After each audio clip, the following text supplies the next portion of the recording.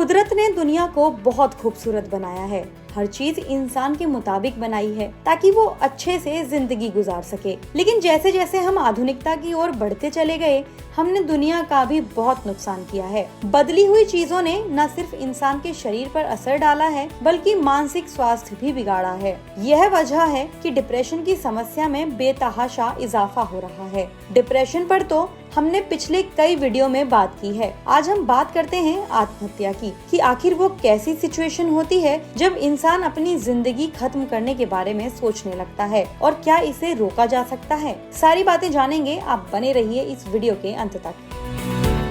दुनिया में हर साल तकरीबन 70 लाख लोग आत्महत्या करते हैं। इससे कई गुना अधिक लोग आत्महत्या की कोशिश करते हैं। विश्व स्वास्थ्य संगठन के मुताबिक 15 से 19 साल के युवाओं के बीच मौत की चौथी सबसे बड़ी वजह आत्महत्या है। यानी इतनी ज्यादा संख्या में लोग आत्महत्या कर रहे हैं। लेकिन अगर हमारा समाज समझदार हो तो इस बढ़ते आंकड़े को कम किया जा सकता है। ऐसा इसलिए क्योंकि ऐसा नहीं है कि कोई भी इंसान अचानक सुसाइड कर लेता है, बल्कि उसके दिल में ऐसा ख्याल बहुत दिनों से चल रहा होता है, जिसके वो संकेत भी देते हैं। बस फैमिली और दोस्तों को उसे मजाक या हल्के में लेने के बजाय समझने की जरूरत है। सुसाइड करने वाले लोग ऐसा सोचने लगते हैं कि अब जीवन में कुछ भी नहीं बचा है। यही वजह है अवसाद से गुजर रहे लोग ही ज्यादातर आत्महत्या करते हैं। एक्सपर्ट्स की माने तो मस्तिष्क में बायो न्यूरोलॉजिकल बदलावों के चलते लोगों को लगने लगता है कि जीवन किसी काम का नहीं है। इसके बाद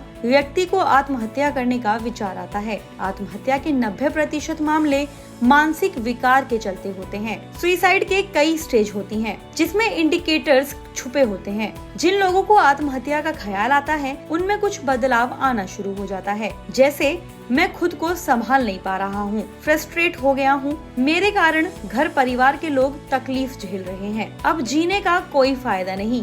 वहीं इनमें से कुछ लोगों का व्यवहार भी बदलने लगता है, जैसे वो लोगों से दूरी बनाना शुरू कर देते हैं, सोशल मीडिया से दूरी बनाने लगते हैं, काम में मन नहीं लगता, दिमाग में हमेशा नेगेटिव बातें आती हैं और बात बात पर चिढ़ जाते हैं और गुस्सा आने लगता है। अगर किसी भी इंसान को ऐसी समस्या आए तो सतर्क हो जाना चाहिए।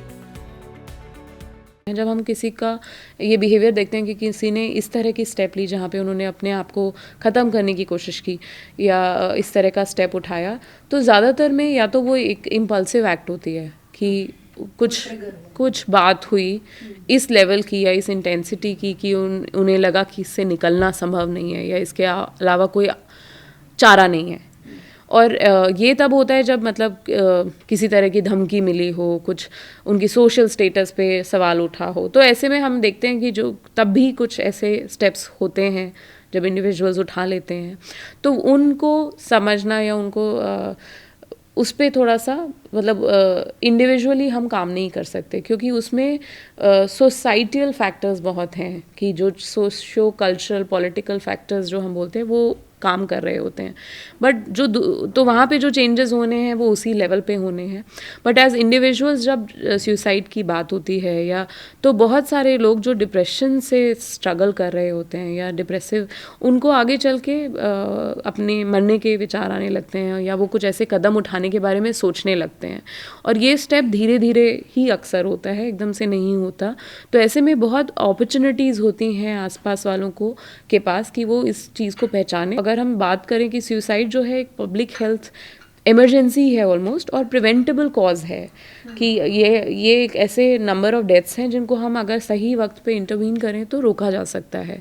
और तो इसमें सिम्टम्स जो हैं वो रिकॉग्नाइज करना यही है कि आपने किसी के बिहेवियर में चेंजेस देखे, व्यवहार में बदलाव आए जो कि आपको लग रहा है कि पहले से अलग हैं, आपने कभी उनको इस तरह से नहीं देखा, वो लंबे टाइम से उस चीज़ से परेशान हैं, उनकी भाषा में ये बातें आ रही हैं या उनके बिहेवियर में ऐसी चीज़ें आ रही हैं। जैसे बहुत लोग अपनी विल लिखने लगते हैं, आखिर में डिसीजंस लेने लगते हैं इस तरह से कि जैसे वो ज़िंदगी के एन मुकाम पे खड़े हैं। कुछ लोगों के बातों में ये आने लगता है कि मैं बोझ हूँ इस फैमिली पे, या मुझे लगता है मेरे नहीं होने पे तुम सबकी प्रॉब्लम्स सॉल्व हो जाएंगी।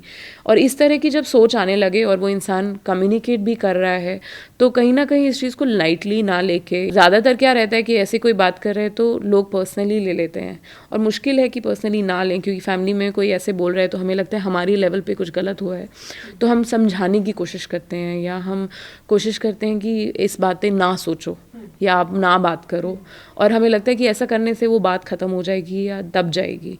पर ये चीज़ चलती रहती है, आप सरफेस पे नहीं तो उनके दिमाग में चलती रहेगी, और फिर अगर उस वक्त सही वक्त पे हेल्प नहीं ली गई प्रोफेशनल्स की, तो ये चीज़ एक ऐसे इवेंट में तब्दील हो जाती है जहाँ मतलब जिसको आगे चेंज रोका नहीं जा सकता, बदला नहीं जा सकता।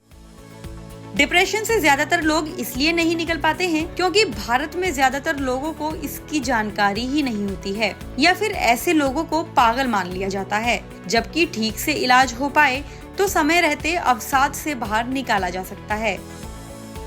अपने लेवल पे फैमिलीज जो हैं, सबसे पहले तो खुल के एक बात करना, तो इस तरह की बातें होती हैं तो ज़्यादातर हमने जो देखा है ना कि फैमिलीज़ दबाने की कोशिश करती हैं, कि उनको लगता है कि कुछ तो गलत है, और जैसे गलत चीज़ को अगर आप बात करोगे तो बढ़ावा दोगे, और अगर कोई इस तरह की बातें करता है तो हम मतलब इसी कारण लोग आने को नहीं मानते। जैसे अगर मैं कुछ अपने पर्सनल एक प्रोफेशनल एक्सपीरियंस से बात करूं कि ऐसे पेशेंट्स हैं जो सही टाइम पे हेल्प नहीं ले पाए, क्योंकि इतना स्टिग्मा था कि नहीं हम पागल नहीं हैं, और बिकॉज हम पागल नहीं हैं और इस चीज़ के ऊपर वो इतना इम्पोर्टेंस था कि वो ये नहीं समझ पाए कि ये बीमारी थी, इसको सही टाइम पे एड्रेस करते, इंटरवीन करते, तो ये चीज़ शायद इतनी बड़ी घटना होने से बच सकती थी, जिसका इम्पैक्ट इंडिविजुअल पे ही नहीं पूरे फैमिली पे पड़ता है।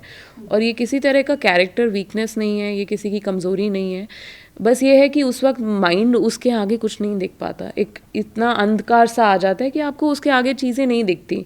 तो ऐसे में हमारी जिम्मेदारी बनती है कि हम उनको इस फेज से निकालें, और सिर्फ अनदेखा करने से वो बदल नहीं जाएगा। डिप्रेशन से निकलने के लिए परिवार और सहयोगियों का रोल बहुत अहम हो जाता है, क्योंकि पेशेंट के मन में ख्याल आता है कि वो अकेला है और किसी को उसकी जरूरत नहीं है। ऐसे में किसी का साथ बहुत फायदा देगा। वहीं किसी वजह से दिक्कत आ रही है तो उसे निकालने की कोशिश करें, काउंसलिंग करवाएं, डॉक्टर से मिलें। ये सारी चीजें पेशेंट को डिप्रेशन से बाहर लाने में मदद कर सकती हैं। अगर आप या आपके जानने में कोई तनाव से गुजर रहा है या आपके मन में आत्महत्या का ख्याल आता है, तो भारत सरकार की जीवन साथी हेल्पलाइन 1-800-2-3-3-3-3-0 से मदद ले सकते हैं। वीडियो में दी गई जानकारी पसंद आई हो तो इसे शेयर जरूर करें।